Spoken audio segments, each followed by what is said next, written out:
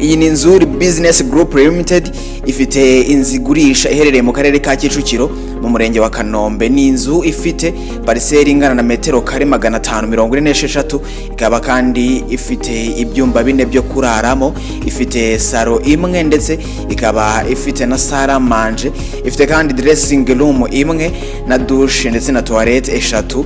Iyi nzu kandi ifite cuisine imwe ndetse na stock imbere munzu. Si ibyo gusa kuko iyi nzu ifite Annexe, ifite cuisine ndetse na stock, ifite kandi n'ibyumba 2 by'abakozi bifite douche ndetse na toilette, ifite ibigega 2 byo kubikamo amazi, ifite kandi igipangu kirimo n'amapave, harimo kandi na jardin nziza ikoze neza cyane.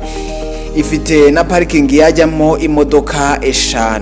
Iyi nzu iherereye mu mujyi wa Kigali mu karere ka Kicukiro mu murenge wa Kanombe munsi y'ikibuga cy'indege, ikaba igurishwa $60,000 z'amafaranga y'u Rwanda. Ku bindi bisobanuro wahamagara kuri 0788 48 67 97 cyangwa ugahamagara 0782220123. NZURI Business Group Limited.